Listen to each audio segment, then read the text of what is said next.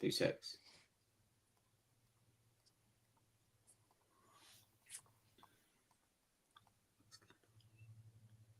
There we go. Hello to all you youths around the world. It's myself, it's Kevin Dennis, and it's Shane from the Heart Now Is Spurs. We've got a special guest in Shane today. How we doing, boys? Good, mate. How we doing? Boys? All good? I'm good, mate. I'm good. I'm a busy day today, mate, but I'm here, and yeah, it was good, mate. Picking up 3 points in the road. Well, do you know what? When was the last time, guys, we picked up 3 points before an international break? It feels unbelievable. Do you know what? That's normally a good TJ question, that, because he remembers everything like that. All on his spreadsheet. He's very statty. Yeah, he knows his stuff, but I can't tell you when. I don't know. I don't really pay attention to national breaks and all that. Obviously, it's always nice to win one before you break up, and the table can look quite pretty as you're waiting to come back. But yeah, I never really remember. I know we didn't do one the last one, did we? We lost the last one, I think, didn't we? Lost the last one. 7 times it's been. Bournemouth? 7 times the last time since before an international break. I'm almost certain that's what I was seeing the other day. What, we haven't won? We haven't won in 7. Jeez. So when there's been an international break, the last 7 times we've lost. Like I said, someone might in the comments might fact check me on that, but I'm almost certain. I'll tell you what's good about it though. It's not eating away at us for the next 2 weeks. Like, at least we like sitting comfy. Imagine that starting at 12:30 on the Saturday, losing that game, and then having to wait 2 weeks. Oh mate, I'll be fuming. Yeah, it is. Yeah, I'll tell you what, there's nothing worse with national break when you're in a bad run of form. Like, imagine being a Forest fan at the moment with Ange. Nah. You know what I mean? You kind of want the international break just to kind of regroup, but then you've also, I think I looked at their fixtures today, Forest. They've got a shit bunch of fixtures when they come back as well. So it's like on that Chelsea first game. I bet you're not even looking forward to it come back. And then obviously you're looking at the league, you're losing 7 on the bounce or whatever he's lost, and it's like, fuck me, do you even want the fucking thing to come back? Do you know what I mean? So it swings and roundabouts, I suppose. It depends how well you're doing. But like you said, Matt, when you win an away game before a national break, you don't mind putting your feet up and chilling out for 2 weeks. Do you know what I mean? How many glasses of red wine you had, Kev, since? So I've just had a glass for my dinner, but I couldn't drink yesterday. I mean, TJ only resurfaced this morning. We had no contact yesterday because we was both literally in a fucking coffin, just trying to regather ourselves. But yeah, we really kicked the arse out of it, and it always happens when you go away, and it's such a rarity sometimes to go to sort of grounds like that, or mostly like a lot of Spurs away games. It's not always a given that you win. So when you win, you obviously enjoy the day a bit more than you should. And yeah, we certainly did that all the way to the early hours of Sunday morning. So yeah, really good day. Before we touch on Leeds, mate, before we go into your details of the away day at Leeds, because I know you was there, we've got to touch on Bodo. Is that 2 points dropped in the Champions League or a point gained in the end? Because we all thought we were going to take 3 points before the game, but being 2-0 down in our performance, you'll take a point and leg it out of there as soon as you can, no? Yeah, I mean, look, listen, going into the game before, and we was touching on the last episode about them sort of games that we got coming up. I mean, we've got a kind draw really in that Champions League, so you're kind of expecting us to get through to the next stage without the playoff, and they're the games you sort of got to be winning. You know, you have got tricky ones in there like PSG and Frankfurt, so them ones you really want to be doing. But I didn't really realise how much of a good record they got at home, and that's in Europe as well. So they're no mugs. But I've really thought that we went over there with a bit of arrogance. And there might have been a bit from Frank in terms of, did he have one eye on Leeds? And that's why he dropped, like, for me, like really 3 crucial players who came in at Leeds and made the difference. But yeah, I mean, I still thought that squad he put out was good enough to play better than they did. But yeah, I think you just, in the Champions League, you just got to be careful what you put out and who you put it out against, because you can come up against the wrong team. And listen, Bodo are a good side, but it's still, we would have lost that. I think people have laughed at us a bit, you know. So, yeah, I think at the end of it, I think the way we played, it was quite a poor performance from us. So I think it's definitely a point gained. What's your thoughts on the Bodo performance, Shane? Yeah, I agree with Kev, but I also feel I was a bit annoyed, to be honest, because at the end of the day, with all due respect to them, yeah, they are a good team, but it is a Europa League team. and people argue that we are as well. But Champions of obviously, Europe, mate. Champions of yeah, Europe. that's it, champions of Europe. But obviously, listening to the pod, like you guys last week, and everyone saying we should go out there and get these are the points that we need to be getting on the board. And yeah, I do feel like, obviously, as you've just said as well, Matt, getting the point after being 2-0 down, you will take it. But before that game, you're thinking, go out, get them points on the board, so then come after Christmas when it is that little break and you don't have to and you've qualified. But yeah, I feel it was a bit of an opportunity missed, to be honest. I was a little bit annoyed when I seen the lineup, and yeah, I do feel that we should have gone out and got all 3 points, to be fair. But yeah, they are a good team. What did you think of the lineup with the players that we dropped out there? Was you thinking it was a Leeds thing, or is it a bit more of a let's give others a game, or what? I think we're in a position where Thomas Frank doesn't really know his strongest team at the minute. So I think he was just trying to tweak it just with a couple of players. I don't think he wanted to make a wholesale changes. He just wanted to make a couple of changes. But I think he undermined Bodo. And I think he thought we were going to just go there and walk him over and win and take 3 points. But it definitely wasn't the case. I see Pedro Porro get torn apart that game, mate. Absolutely roasted. I think it's vital now you can see that without Polinia and Ramiro in that team, like through the spine, if you ain't got Van der Ven, Ramiro, Polinia, is that triangle, we're struggling most games because we rely on them three so much at the minute. I'll tell you one thing about that. I mean, with Van der Ven, listen, we love him, he's a great player and everything else, but I think, do you remember when Michael Dawson needed Ledley King next to him? I'm not comparing fucking Dawson to Van der Ven whatsoever, but I'm just saying I think Van der Ven feels a bit more or looks a bit more comfortable when he's got the skipper next to him. 100%. You know what I mean? I just think there is something there, and I thought Van der Ven's game went off a bit. I mean, he was making rash tackles, he's running out a bit too much, and I just think if Romero was there, I think he just needs him to be a better centre half in especially in a game like that when I think it just needed people to get their foot on the ball, calm it all down. I felt like it was quite panicky against Bodo. And I wouldn't say they sort of pressed us out with the ball. It was more, I thought we was really sloppy with it. And under-hit passes, over-hit passes, just really schoolboy shit where I just thought they just need to chill. They need to settle into the game. And we didn't really until sort of the last bit when we came back into it. But yeah, it was missing some cool heads, I thought. Yeah, anything else to touch on Bodo performance change? Who was your standout player in the Bodo game? Like, who would you give like our player of the match to? I know probably everyone was kind of about a 4 out of 10, if I'm honest. But yeah, I'm struggling with it, to be honest, mate. Yeah, it's just so disappointing. I really thought we were going to go out there, just really get. Obviously, we've had 2 results against them already as well. Now it's obviously Champions League, different story. Go out, get the win on the board. But it was just so. That's one thing I've noticed about Frank. Don't get me wrong, we are a better team now, in my opinion. I think we are playing better football. It's not exciting as it was under Ange, but I don't know, it's so sloppy. Kev said it a minute ago. It's just so many passes constantly, just easy fucking passes. And they're over hit, under hit, and it's just losing the ball so often. But yeah, I'm struggling for any standout performance, really. Van der Ven made a couple of mistakes. I mean, Vicario at the minute, I'm sure we'll touch on him, but he's fucking having a stinker at the minute for me. And I know, again, I have listened to last week's pod, and I was listening to it, agreeing with everything that was said about maybe. I looked earlier because obviously I knew he was coming on tonight, and I looked earlier at the goals we've conceded this season.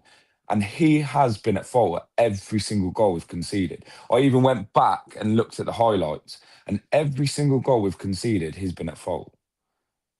If you have a look, you go back and you look at the Bournemouth goal, his fault. Brighton, both goals, he should have done better. One, I know he had a deflection. The other one where he's come out and the lad just run round him. Wolves, his fault. I can't think that there was one other. We haven't obviously conceded that many, but every single goal, it's been his fault.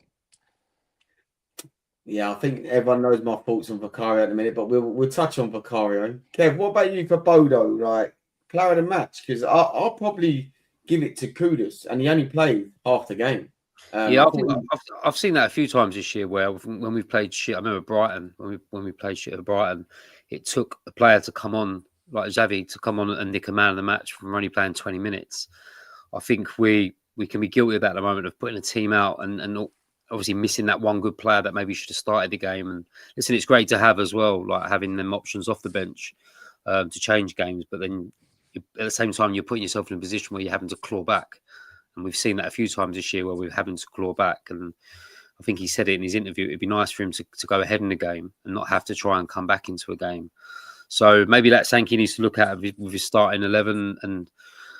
But with the Bodo game, I definitely think he had an eye on Leeds. And I think obviously we saw it with the way Kudus performed against Leeds that, you know, his argument, Frank, would be he might not have got that performance out of him if he would have played 90 minutes over there. It's a shit away game to go to. It's a shit journey and it's freezing over there. So I don't know. Whatever his reason was, I'm sure that might be it. But yeah, not many standout performers for me in that game at all. It was a bit of a fucking horror watch, if I was honest. I couldn't wait to fucking turn it off at the end. So it is what it is. But we can't have too many tricky. We are going to get tricky games like that away. But yeah, but that performance as a whole was really, really poor and sort of had me worried a bit about Leeds going into the weekend after that. Definitely. So moving on to Leeds now, because we ain't going to talk on stinkers of the weeks for that Bodo game, mate, because I think we could probably agree that Richarlison and Pedro Porro both had stinkers that game. But let's move on to Leeds, because you were there, Kev. Don't know how much you remember of the game, if you was actually in the game, if you turned up at like Huddersfield or something. Like, I don't know. Talk to us. Like, what was it like? The journey up there? I made it. I did miss. I mean, the Brighton one, I missed the train in the morning from my way, so I ended up putting everyone a fucking back an hour. But I'm into these early kickoffs. You know, if you can get there nice and early, like with Leeds, we got there about 10 o'clock in the morning, so we made good tracks up there and get a good couple of hours drinking after, and then you're back on the train. You're back in London, and obviously there's bars everywhere in London, so. When it all goes well, the result, it can be a really, really good day. So this year I've seen us not lose out of 3 away games so far. So I think I need to start maybe going to more, and because there's nothing better than coming out of an away ground. And people who go away from home will know this, that there's nothing better than walking out with the home fans. You've nicked a result and you and your fucking mates are giggling. It's a really funny feeling. That was me and TJ the other day. So yeah, really good trip up there. We got on the visit King's Cross at 7:30 in the morning. Raided Marks and Spencer's for all the lager in there. Stuck it all on the train and busy. Kev? Was the train busy? Well, I mean, the weather was shit up there as well. So there was a bit of a thing of, are we going to get back? It was like one of them talks in the morning all between ourselves and thought, if we go, we might not be able to get back. We've got to have a night in Leeds. So some of us were up for that. Some of us weren't. But no, the weather's, as we was getting on the train, you could see that the weather was changing the closer we went up north. So, and obviously the weather was shit while the game was on, what I can remember. So, yeah, but we made it back in one piece. But, yeah, my first time at Leeds as well. So it was another good one to sort of tick off on your first time you've been there and got 3 points as well, which was good. But proper old school football ground. I mean, there's not many about now. Forest is one. Leeds is one. I love that old school feeling of going into the ground, and it's fucking went into this like suite where it had all carpet and stuff in it, like proper sank out the 80s. I thought it was fucking brilliant.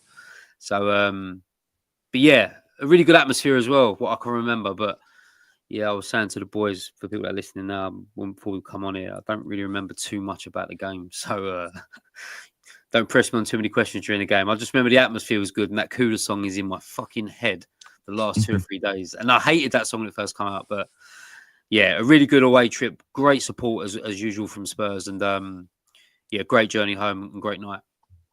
I see Bren put up a video on his story and at full time, and you was in there going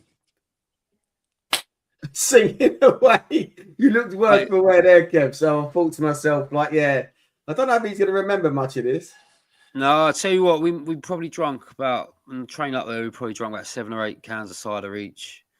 Got into a pub up there, drunk another 3 or 4 pints. drunk another 2 or 3 as we got into the ground while he was in the ground. So yeah, it was on cloud 9, and obviously with the second goal winning, it was just it was pandemonium in there, and yeah, just limbs everywhere. I mean, I don't really like on the telly, but it was a good atmosphere down there. So up there, shall I say? So yeah, great game. Don't remember too much about it, but yeah, I was there, so it was well worth it. It looked like a good atmosphere. I know the way Ellen Road is, you're kind of in the corner, ain't you? So you never really get caught on camera or anything like that. But Shane, where did you watch the game on the weekend? Just at home, mate. Watched it at home. Yeah. What's your Not thoughts on the looking into performance that tonight? ticket. We played well, grinded out result. Yeah, I think it was a bit of grinding out the result, to be honest, mate. It's the thing is, I think a lot of we're all guilty of it, aren't we? We're thinking, before international break, used to losing, and probably that's in a lot of people's thoughts. And obviously, after getting a couple of draws and stuff like that, and then we know we've got a shit run as well. So it would be, if you like, typical Tottenham to go and fucking lose. But no, it was brilliant to get the result, no matter how we did it. To get the result was good. But yeah, it wasn't overly pretty, was it? But at the end of the day, you take the 3 points, especially away from home. I think all the promoted teams, I think maybe not Burnley, but I reckon the other two definitely be all right. I mean, Leeds and Sunderland look all right, both of them. I think they both potentially might stay up, in my opinion. Yeah, do you know what it is? I think their years gone past, them especially in the newly promoted ones. I've seen us go up there in that sort of atmosphere, that sort of weather. I've seen us roll over a lot, and I said it last week on the pod that at the moment I'm enjoying more going to watch us away from home than we do at home. We seem like we're made of stronger stuff away from home, and when we're at home, I just think we're a bit feeble. We're a bit open. I prefer us when we've got to be a bit compact. I mean, what I remember in the game, like we rode our luck a couple of times. I remember Rodon hit the bar of the post, didn't he, as well? Vicario made a great, Vicario made a great save with his feet as well. But I don't remember like too much to stand out about the game. I don't think what I remember of that, it was a really pretty game to watch in a lot of aspects. I think it was going to take a goal like it did from Kudus to win it. But I don't remember ever being in doubt and thought that we could lose this game. I mean, I don't know if that's because I was fucking pissed at me, I don't know, but I never felt in danger of it. So I think that's the only thing I can give Frank at the moment, is that when we go away to these sort of places, I think last year we lose them games, and this year we haven't. A lot of the City, the Brighton, and obviously this one. Not a lot of teams are going to go there and win Leeds away when you've got that sort of atmosphere. It's sometimes them sort of old school grounds. They get over the line with just their atmosphere, and I thought to go up there and quieten them down and beat them on their own patch, I thought was good. I just want to see a bit more at home now. I think I just want to see that still at home. If we can bring that into it, we'll be fine. But yeah, if I had a season ticket now and someone said to me, "Look, you can chuck all your home ones away and go to every away game this year," I think I'd fucking swap it right now. But they touched on that on the TV as well, Kev, saying that last season this is a game that Spurs lose. Like in the commentary and stuff, and I agreed with him 100%. It is a game that you, even before, you're thinking, "Oh fucking hell, here we go." But it is a little bit different with Frank. Yeah, you know what he's saying? I think he's just toughened us up in certain moments. I think, you know, the set piece thing, the throws, the corners. We just look a bit bullish away from home. We don't look like we're going to take any shit. We've got Palhinha in there, likes to put tackles in. Romero does. I think Romero gives Van der Ven a bit of bite as well. Porro can have a bit of shithousery about him. So can Spence. Simmons looks like he's got a bit of a good chip on his shoulder. He's a bit arrogant. Like, he likes to let people know what he's doing. Kudus is hard to play against. I think we just got different characters this year, and I think that's maybe what's helping Frank, especially winning away games, because you've got to roll up your sleeves and you've got to match a team at home like Leeds. And I think we've done that every away game we've been to this year, especially City. I thought we absolutely bossed City in every way you could. So promising signs are there. I mean, I've always thought years gone by, our away form has always let us down. It would be interesting to see what we're like when we go away to teams like Arsenal, Chelsea and all that. And can we change that from what we've always has been, you know, where we lay down and we get our pants pulled down and get absolutely spanked. So be interesting to see. But early signs for me, for Frank, that we're going to become a hard team to beat away from home, which, I don't know, I don't think I've ever known Spurs to be that. So let's hope, touch wood, this is the start of it. You know. Agreed. Do you know also, guys? Yeah, I think every Premier League team you play against, away from home, you are going to come under some type of pressure, and you do have to ride your luck to take 3 points. No matter what team is in the Premier League, to take 3 points away from home, you are going to have to ride your luck. And no easy game, mate, is it? No easy game. No way. The league now is at its best it's ever been, Matt. And I think, I think away games now are even more crucial. No matter who you are, whether it's City going away like they did at Brentford, they had to grind that one out yesterday. And on paper, they should be spanking them. But the league now is so much quality in it that you can't pick an acca now and go dead certs. Do you know what I mean? And that's what the league's like. So I think when you go away to places like Leeds, Brentford, whoever it is, I think every 3 points away now is absolutely massive, no matter what club you are in that league. Kev, you mentioned shithousery. Kudus' goal celebration. How did that go down at Ellen Road? I tell you what, his goal was right in front. I was right in front of it directly, and I saw him got fucking pelters. I saw fucking coins being thrown at him, vapes, fucking everything got lobbed at him. But yeah, to go and do that in front of their section and showed some balls, I'll tell you. But I think he's that sort of player, and I think we saw that last year with the Van de Ven. He don't take no shit, doesn't care who he upsets. But yeah, that was proper shithousery, right in fucking directly in front of him as well. He sat the bench down right in front of him. Thought someone was going to lamp him. On the TV, the bit you see behind, you see the fans just going nuts. So obviously that was on TV. I wonder what it was like when you're right next to that section. You know, what do you think of that, Shane? Yeah, it's brilliant. What I liked about it as well, I watched it again today. It's Tell that actually goes and gets the stool and pulls it out for him to do it. Obviously, I think he was going to do it anyway, but Tell goes to get it. But yeah, I was happy. That's one player I did want to mention as well, Tell, because obviously getting a bit of shit recently from obviously certain fans and probably all of us to give it saying he's not quite there or he's not good enough. But yeah, to be dropped from the Champions League to then obviously not really had a good run at it and then to go and it's deflected. But I thought he played well, to be fair to him. He had that shot head as well. When he hit that, I mean, he was the opposite end of me, but it fucking went in like a rocket, right? And I thought, what a fucking strike. And someone was going, it's a fucking deflection. Like anything to slag him off, it's a deflection. I mean, when I watched it back, he still fucking hit that with some venom for it to hit that, to hit off that defender and loop the way it did. But like, no one wants to give him his flowers. It's like, and that's why Frank at the end pushed him in front of everyone. They're like, you need to recognise that this boy's only 19 years old and he's still learning. He's just come over here. He's still learning. I think he's going to be a player for us at some point. However long that may take, I don't know.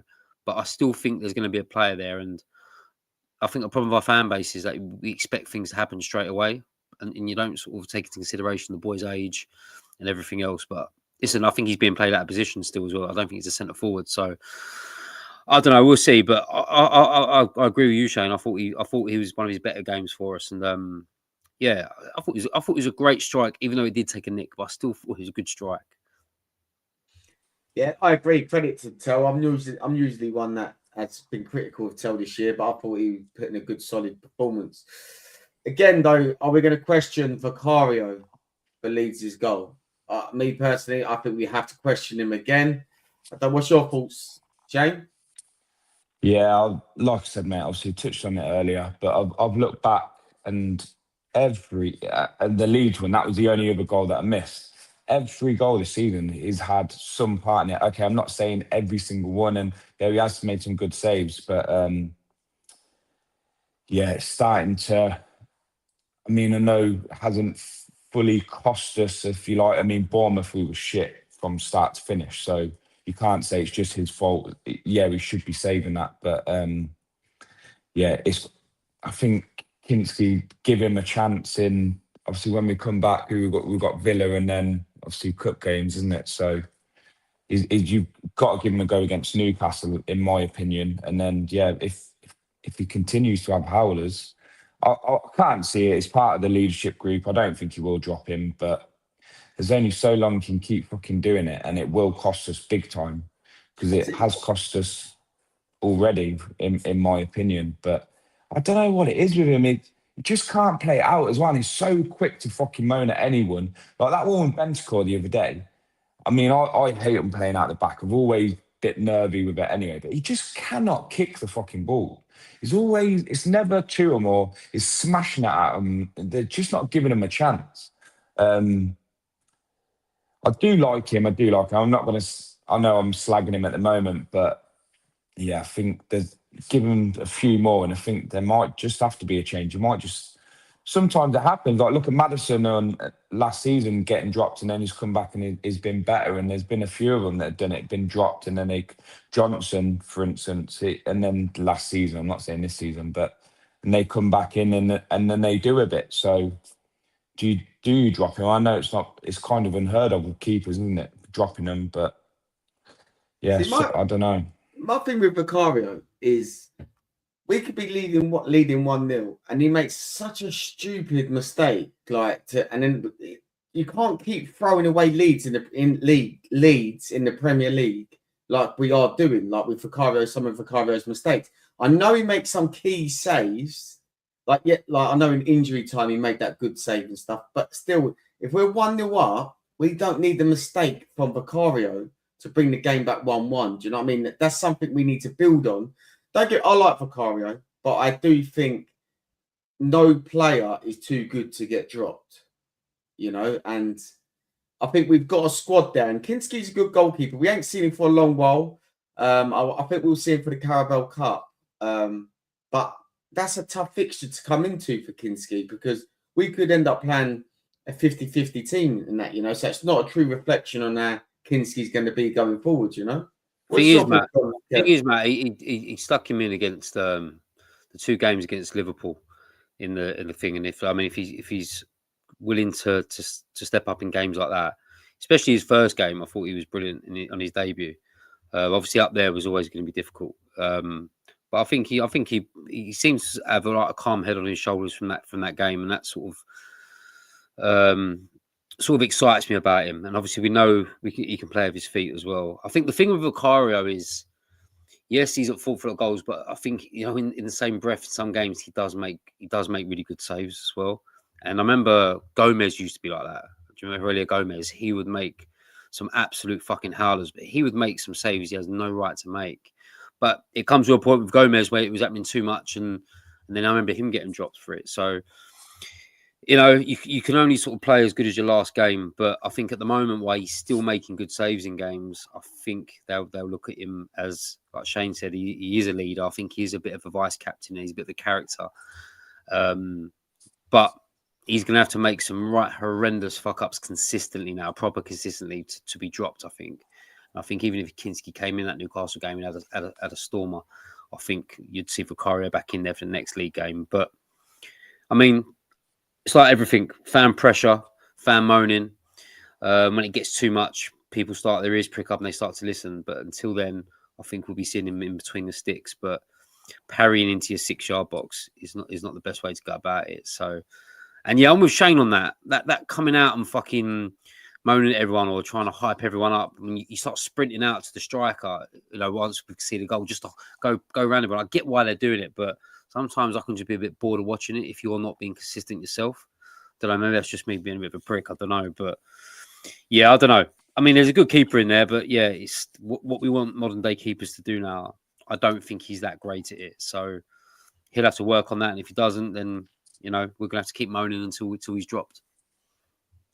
So, boys, we're sitting third in the league, 2 points off top. Like, it's crazy because I still sit there and I think, like, how are we even up there? Because we're just going away slowly, picking away, getting 3 points here, 1 point. Do you know what I mean? Like, but you do look at it and you think the Wolves and the Bournemouth performance, if they'd have been better, things could have been totally different. But everyone is going to drop points and everyone is going to have them games. And we've got Villa next. Villa at home. Me personally, I think there needs to be a big atmosphere coming back at home now. Yeah, like the Bournemouth and Wolves games, the atmosphere has been absolutely dreadful, and our fans are so quick to one misplaced pass, just get on the backs of our team straight away. And I think that's a reason why our away form is better than our home form as well, because the away fans are just there supporting us, and the home form it's toxic. It's a toxic place right now. That home ground. But what do you reckon going into Villa, Kev? I mean, these home games, I just don't know. I don't really know how we're going to perform until we get in there. Um, what I'm tired of watching at home this year, I feel like we're getting bullied a lot at home. I feel like we're being forced to make mistakes, and you know, teams should be coming to us and wanting to fucking sit in and hit us on counter attacks. But I think every team that plays us at home at the moment fancies it, and I think we go into our shell massively. Like I said earlier, I think we're better when we're compact and we're solid. But you know, I don't think anyone wants to pay their money at home to watch us be that at home. They want the free flowing football, but I think at the moment at home it comes at a cost. With the kind of players we got in transition as well, getting back. But yeah, you're right, Matt. I think at the moment at home we have to go 1 or 2-0 up for everyone to start fucking feeling the buzz. Where I think years gone by when we've gone 1-0 down in games, people got behind the team, and it's a different place now. I get that. So yeah, that doesn't help. But you know, the players have to start games better. Frank has to pick his team better for home games. He has to motivate them a bit more to keep the ball better. I just don't think the whole gung-ho style at home suits us. I think teams can find gaps. And I wouldn't surprise me if Villa give us a good game there at home either. So yeah, I'm not sure, Matt. I just don't really know what we're going to get, but we need to start sorting out this home form, especially against not only the mid-table sides, everyone else, but also the top sides when they come to us as well. Because we are going to drop points away against the big sides. We always have done. So these home games are really, really important. And Villa are not playing well this year. Wolves wasn't playing well that year earlier. I think Bournemouth have probably been the best side we've played down there this year. And I expect Bournemouth to be around that top 8 or 9. But these other teams that I think, like Wolves, who are probably going to finish in the bottom half, or Villa, maybe top 10, if we've got aspirations to be a top 6 side this year or win something, we need to be beating these teams at home. So difficult game. I mean, we'll be fresh after the break. It's nice to see where we are. Hopefully that last game, they can take a bit of confidence into it. Stay injury free as well from the international break. But I mean, every home game, you've got to fancy us. But realism, you just don't really know. Score prediction? I mean, I'll go for it because we're at home. So I'll go 2-1 Spurs. What about you, Shane? How do you see that game against Aston Villa going? You going? I'm not 100% yet. Not 100%. I'm trying to, but yeah, I'm not 100%. But one thing, just quickly again, touching back on Leeds, what I did like with under Frank is the difference, and obviously they did mention that on TV and stuff. I don't know if obviously from what you remember, Kev, but last season, we're 2-1 up. We're going to go for another goal. Whereas against Leeds, I do feel like we've got the lead. That's what we were going out for. Get the win, and then we do just hold back, and we're not pushing forward for that extra goal, and that's when then mistakes can happen and cost you and get caught on a break or whatever. Which I do like that about Frank. The only thing with me, Richie just not cutting it for me, and constantly changing the team. That's my biggest thing. I think with Frank at the moment, I mean, it's crazy to be sitting here and being negative. Sat, as you just said, Matt, sat third and fucking. We have got a really tough run coming up, but yeah, we are sat third going into the international break, and I'm still sat here not feeling too optimistic. And that's with the likes of Maddison, Kulu, Solanke, Muani, all still out. So Frank thinks he's got a bit of a headache now of who to play. When they come back, what does he do then? I do agree. Don't know who his best team is. It isn't Richarlison. I'll tell you that for fuck all. It's not him up top. Missing Solanke so much. We're missing Solanke so much. I think Solanke's going to make such a difference when he comes back. Yeah, yes. It's not class, so much the press, Shane. Like, cause I think Richie gives us that press. It's the strength. It's the holding up of the ball. It's that sort of stuff. And listen, Richie, he started the season good with that, but he's slowly just gone back into what I sort of fucking slated him for last year, where you know I find him very weak on the ball. I find that he goes to ground a lot. Can never knock his energy, but you know, as a finisher as well, I don't think he's what we need to break into that top 4, top 5, or whatever it is this year, or win a cup. And And his injury record ain't great either, so you always need a bit of backup there. But I'm looking forward to Solanke coming back. I feel like it gives me a bit of a new signing vibe because I feel like he's been out for fucking forever. But yeah, I agree, and Matt fucking agrees deep down as well. He knows Richie ain't the fucking one to propel us to glory. So something they've got to look at in January as well. But listen, you've got 3 strikers there now, really, once everyone's back. So I'm sure someone's going to grab their opportunity and keep it. Has anyone heard anything on when Solanke's back? Because obviously he's had this now surgery. I know they're saying it's minor, but with the international break, hopefully that's obviously a couple of weeks it's going to give him. But I haven't really heard a time frame. Is anyone else? Nah, No, I mean, it wasn't a big op though, was it? It was quite a. Yeah, He come back and trained, didn't he? And then he had a niggle again, I think. So they've just gone and got it done. But I mean, 2-week break as well, so obviously that'll speed it up a bit. But it'd be nice to have him back before the end of October if we can, because that cup game would be a nice game for him to come back in as well. do you know what, boys? Right? Are you going Villa on 3 weeks time, Kev? I don't know. I've got my boys under 15s team, and I don't know what time kickoff is, but I think it's going to be. It's just 2:00 Villa, isn't it? Yeah. Yeah, it's just too tight for me. I'm probably gonna miss that one, I think. So when we're 2-0 down against Bodo, so I'm out the Saturday night, and then we're 2-0 down against Bodo, and I thought to myself, I'm going to be hanging. Do you know what I mean? Like, and then we went. Well, that was my mindset before the game, and then we were 2-0 down, and I thought, fuck this lot, I'm fucking sticking that ticket on exchange. Oh, I'm not going to go and watch them. At full time, when Tottenham made it 2-2, check my emails. It had been sold. I said, which mad fucker's done that? Someone's in the boozer getting carried away, and he's just bought my ticket. Why was you about to take it off? Oh, was, yeah. Yeah, mate. Your head proper went there, didn't it? Mate, God, mate. I But you know thought, what? no, It's a I bad might game. go now. I thought I might go, but obviously someone's had a few too many Fosters watching that game and thought, yeah, Spurs are I'm gonna go to the next game. Well, if you And do there he decide is, you want to mate. go and take Littleton, obviously I've got mine and Cody's. So let us know. Yeah, but I ain't looking to pay premium prices, mate. Yeah, I'm looking to knock top prices. Well, if you're home for, mate, you can have them a tenner each. When people start fucking kicking off and moaning after 10 minutes, you'll be fucking out there, mate. But Jay, score prediction, Spurs? Villa? 2-0 Spurs. Well, you don't think fair enough. Yeah, I think we're gonna. Obviously, they've had a little bit of a run now from being shit to having a little bit of a run. I think they'll drop back off now.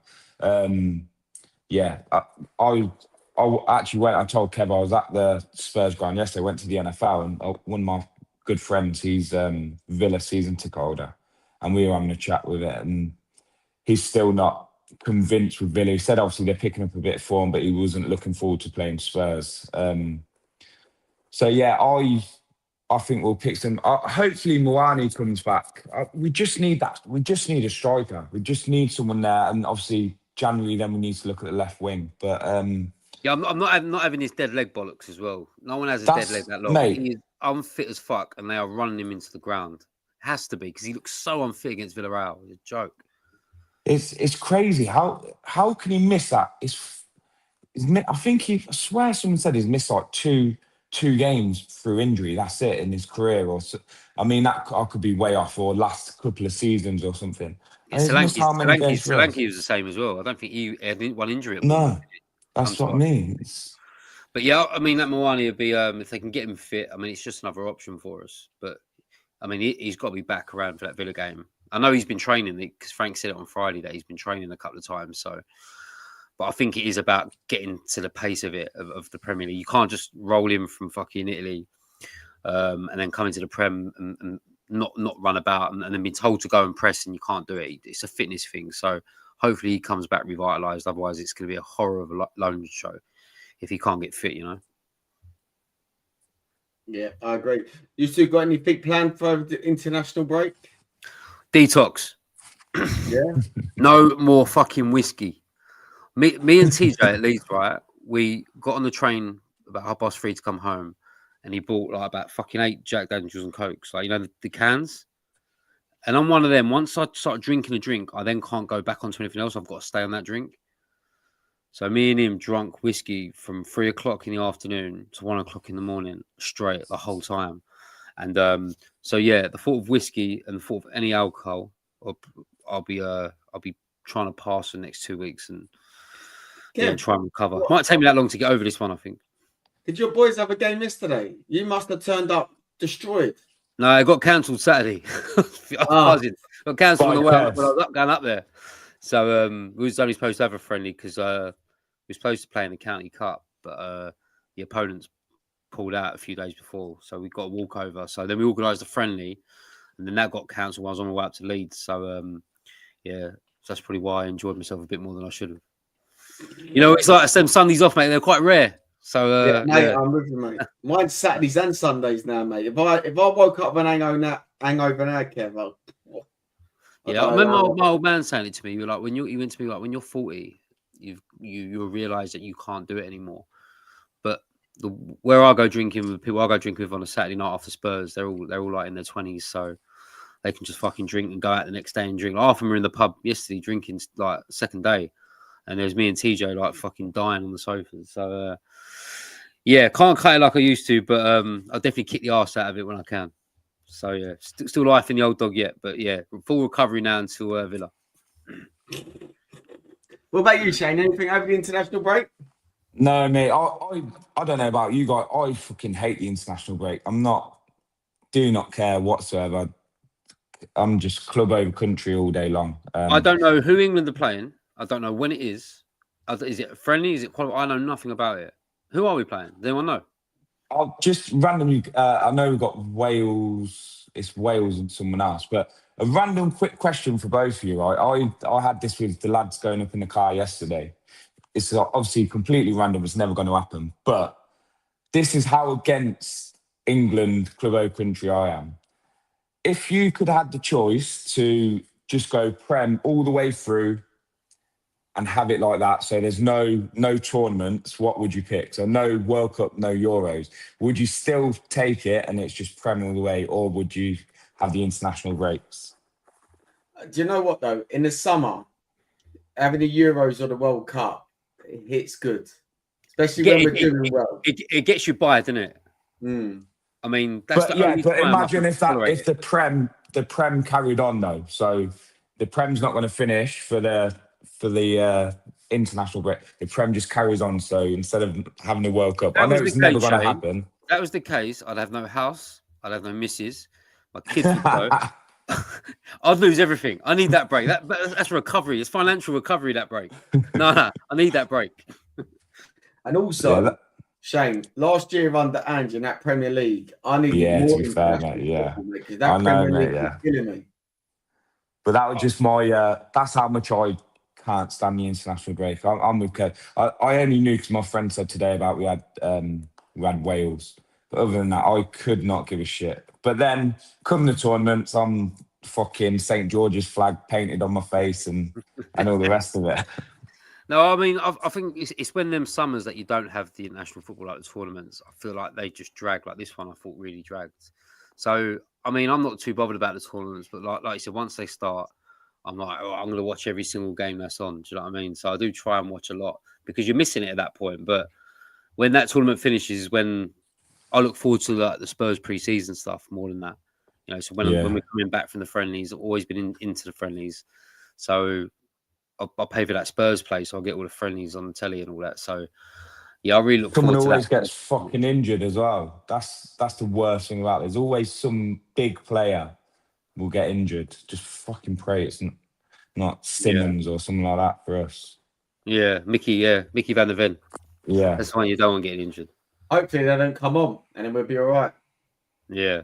But yeah, I don't know. Yeah, I think I'd I definitely do enjoy the break sometimes. I fucking need it. Because Spurs can fucking stress me the fuck out.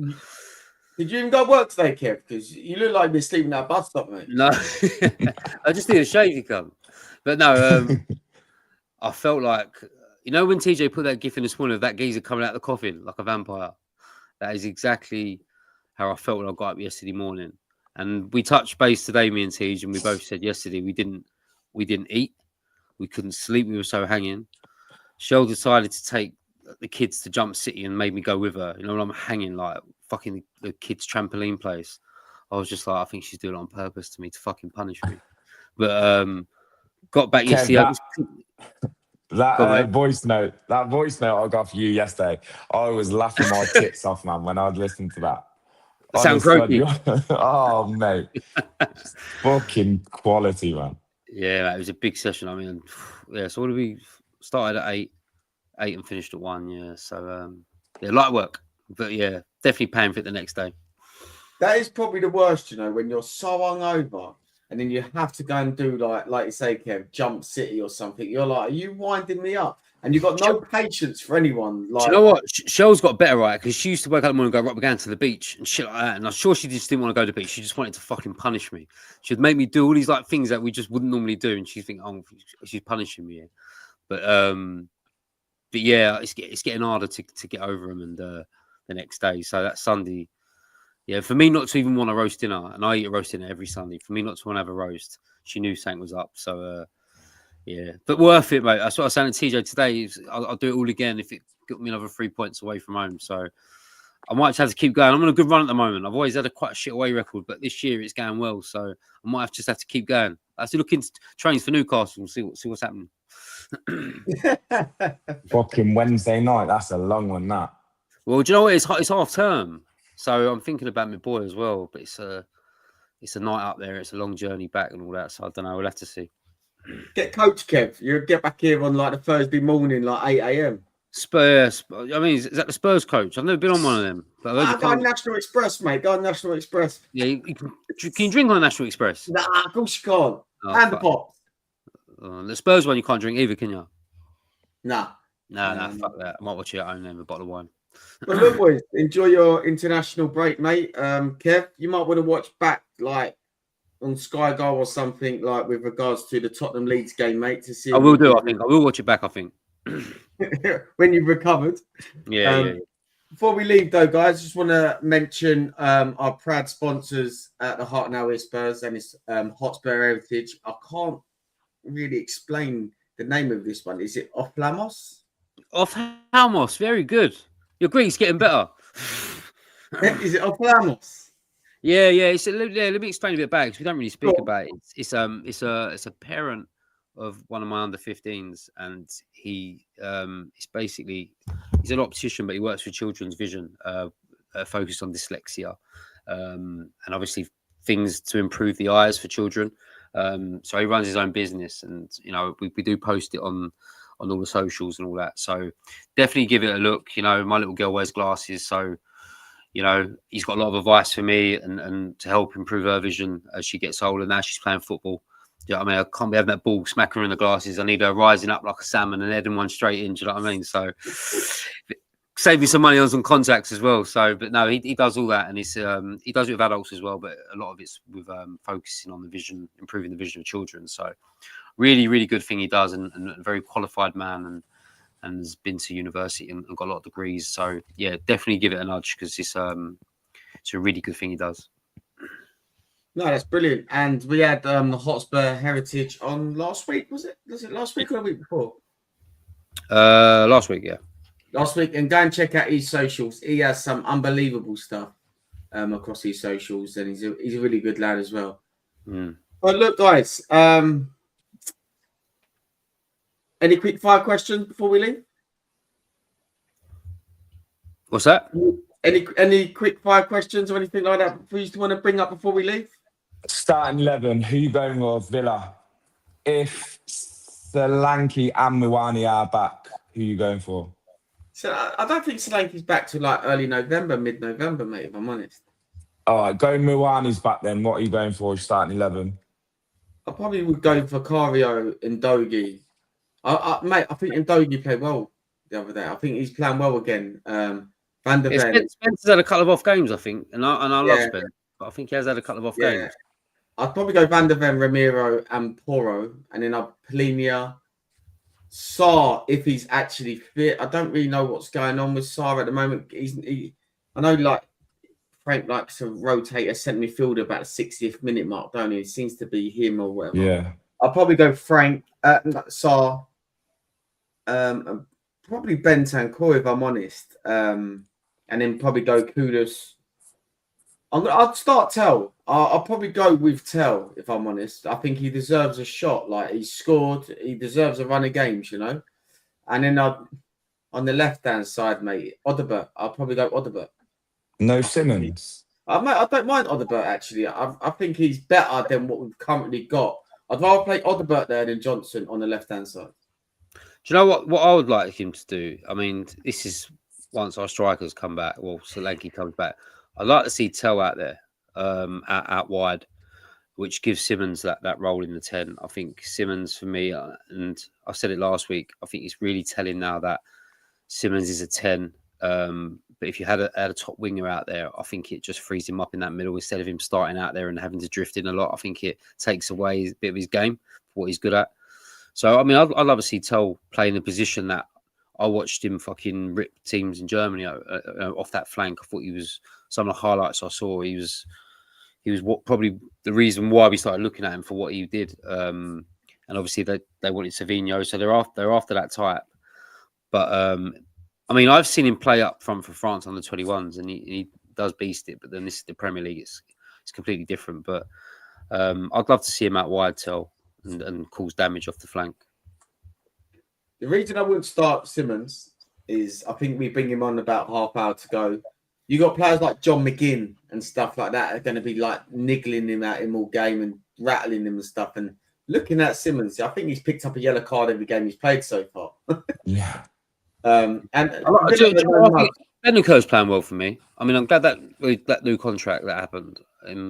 I think he's a player who deserves that new contract. I think he's improved, especially under Frank. I think he's improved even more. But I think there's a real top footballer there, and I think there always has been a good footballer. You can just dip in and out sometimes a bit too much. But now he's got a bit of stability with Frank. I think we're probably seeing the best Bentancur that I remember, you know, from when he first come, he was good as well. So from beginning to now, I think we've had the two best versions of him, and maybe not so much in the middle. So I think there's a right top player there on the Bentancur. Big fan of him. For me, it's him or Paulinho though. I think both of them. It's when you're going ultra defensive, or if, like you say, if you are trying to see a game out, then you go them two. I don't know. I think it's, for me, it'd be Paulinho in the middle, obviously Simmons in 10, and then Bergvall or Sarr. That, in my opinion, is our best. But best midfield for him. Bentancur's a bit of a box-to-box man. Do you know what I mean? He reminds me of a prime Jermaine Genius. Yeah, I love Genius.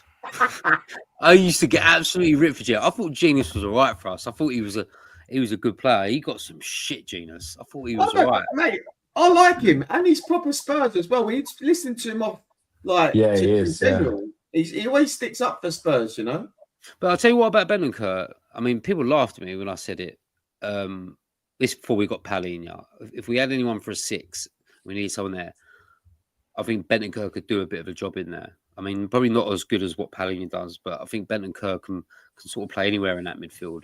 I thought he was very Rolls-Royce when we first bought it. I thought he had a touch of class about him. Might not score you a lot of goals, but I think he is that 6 and an 8 sort of wrapped into one at times. So, and he's got that shitty side to him. He's got that South American fucking bite to him as well, which I wouldn't want to take out of his game either. But there's a good footballer under Bentancur, a really good slick footballer. It's a good sign that we got. Yeah. So, yeah.